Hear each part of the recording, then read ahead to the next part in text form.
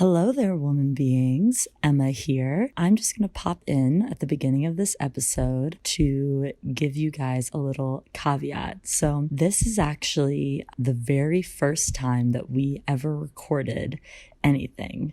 We had just gotten our microphones. Our studio wasn't even set up yet. The podcast didn't have a single episode online, but this was just us sitting down, chatting, and trying to figure out how this whole podcasting thing worked.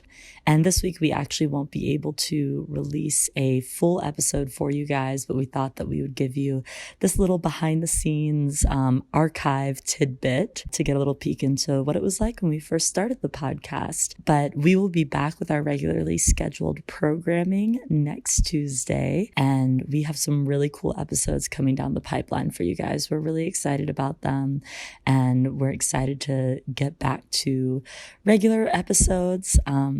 But for now, we hope that you enjoy this fun little sort of, raw, unedited mini episode. So if you do like this, and if you also like our full-length episodes, be sure to give us a review and a rating on Apple Podcasts. That helps us a lot with people being able to find the podcast and being able to grow.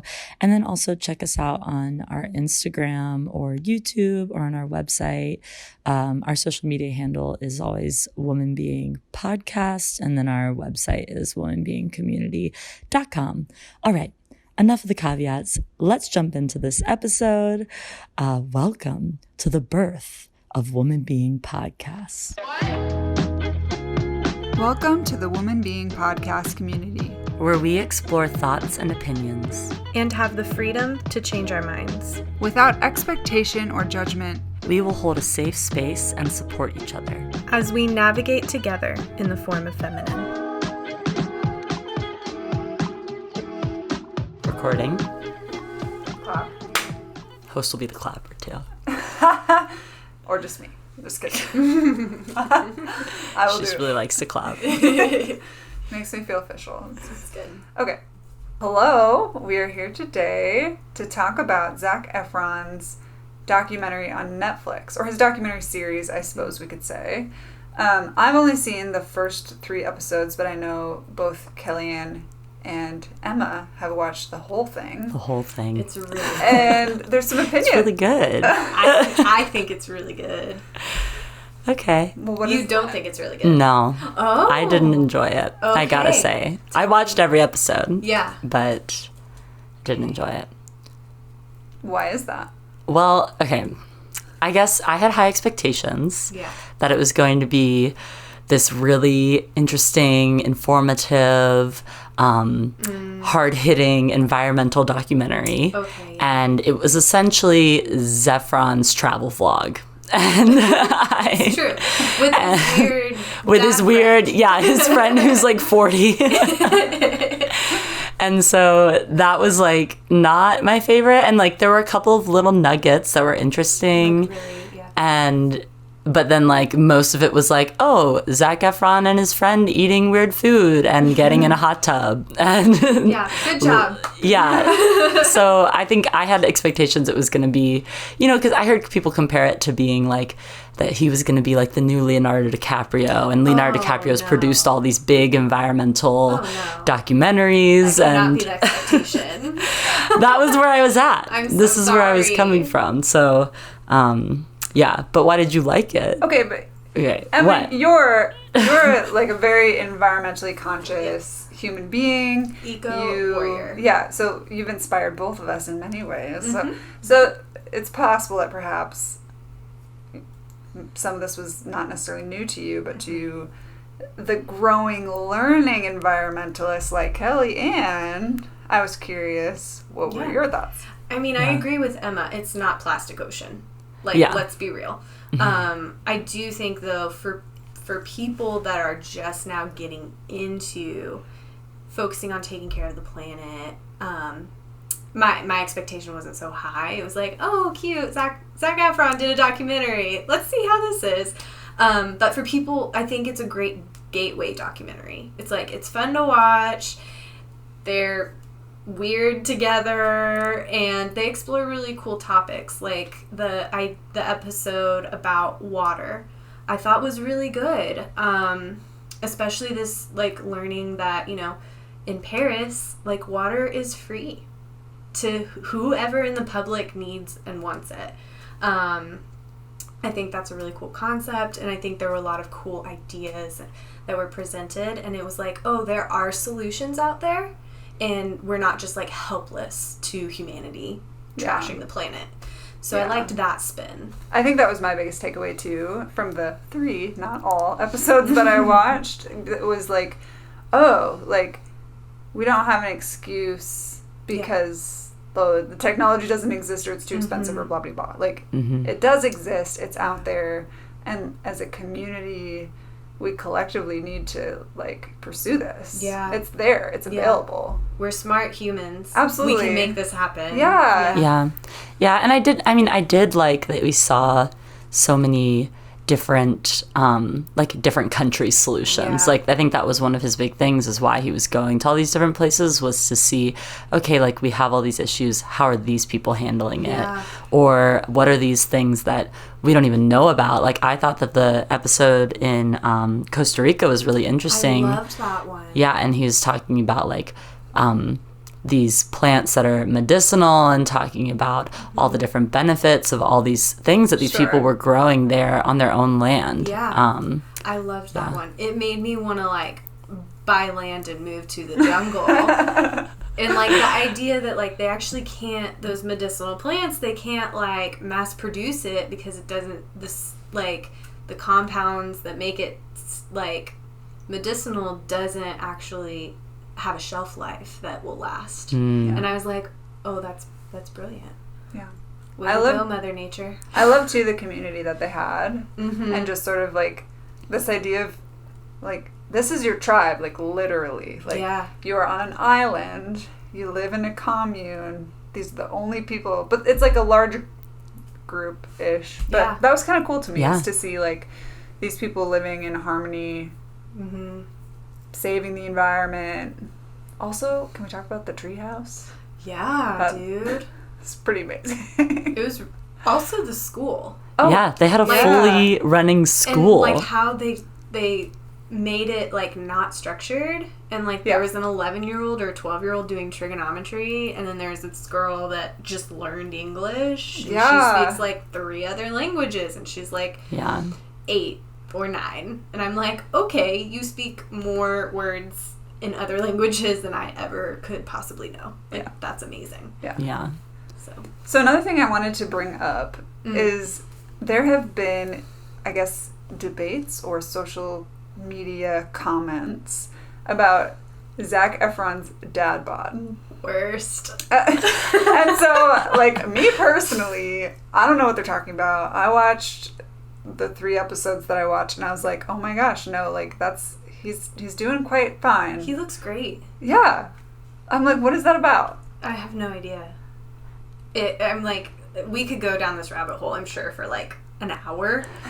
But, like... We won't do that, don't worry. We won't do that to you. But I'm like, he looks awesome. Like, sure, is he as cut as he was for Baywatch? No. But, like, that's actually not healthy. Yeah. And, like, he even talks about in the documentary how, like sick he was. Like, to get that tiny and, like, low in body fat. And I'm like, he looks great.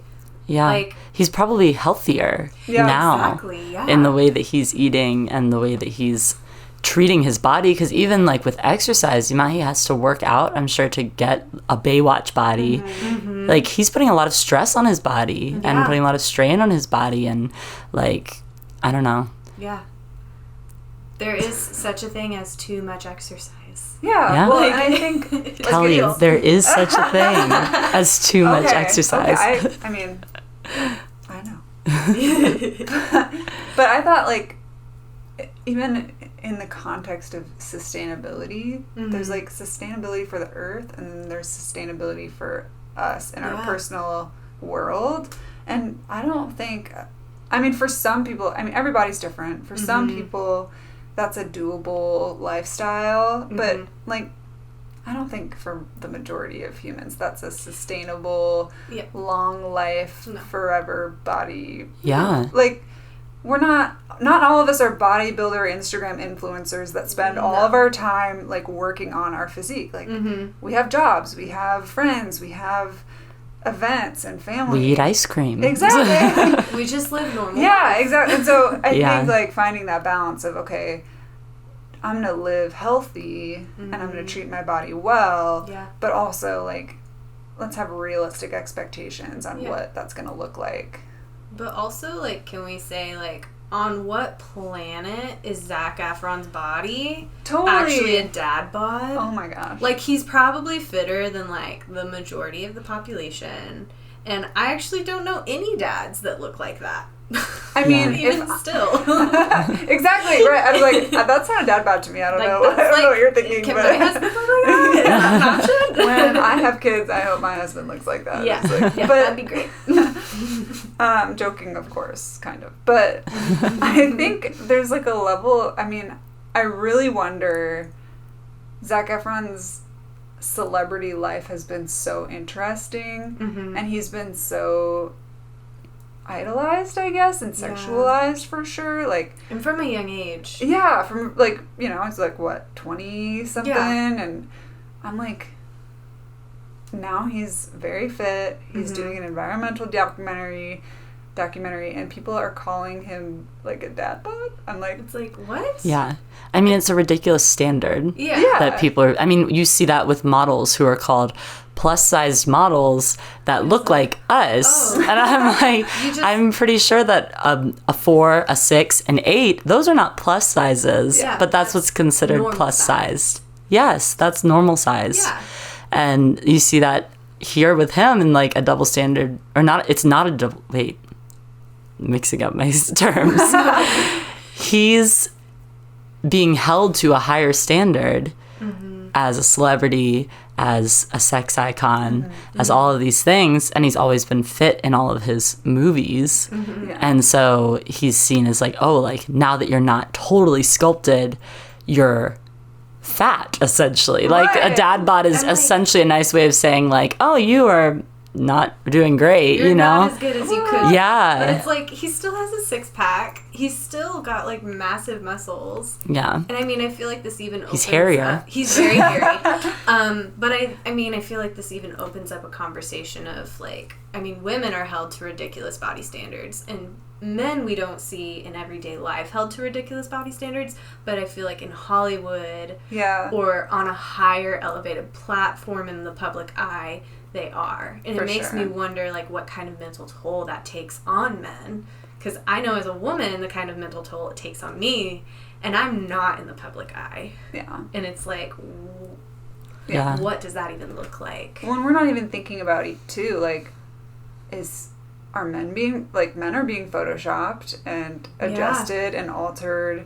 And usually the conversation revolves around women, which it totally should. And it's a beautiful thing, but, like, there are unrealistic masculine body standards. Totally. And there's objectification and sexualization of men. Yeah. And I just felt like the dad bod comment was like, just hit it right on the nose. Like, yes, this is where we are. Yeah.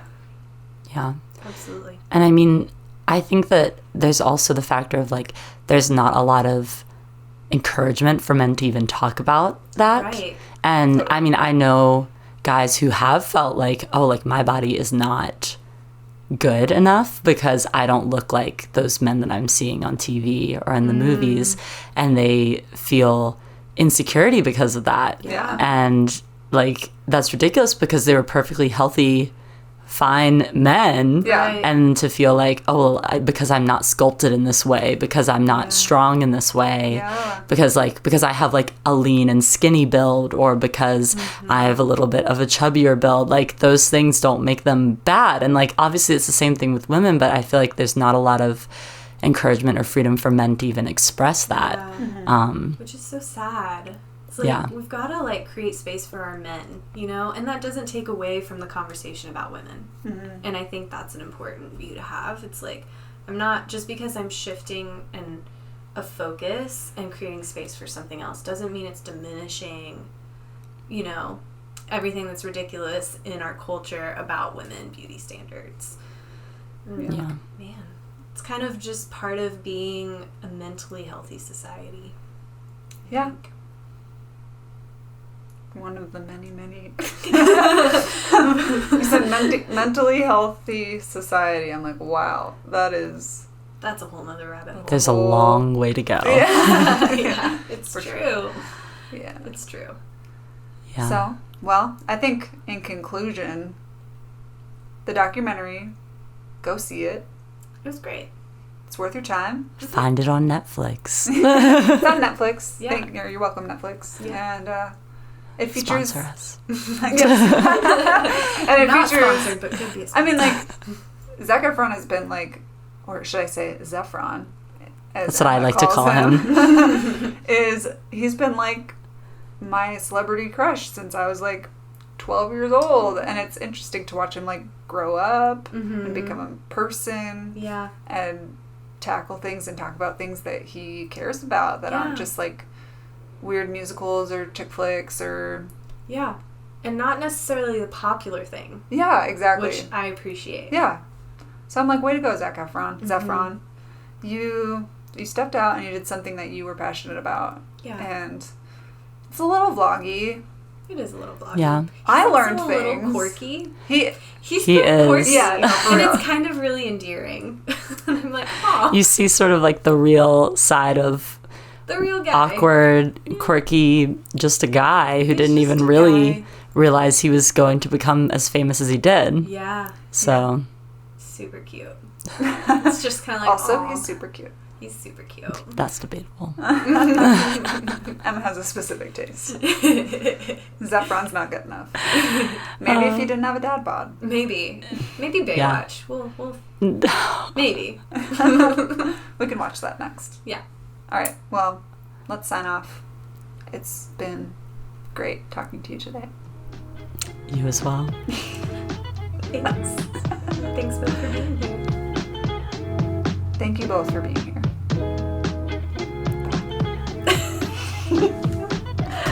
Okay.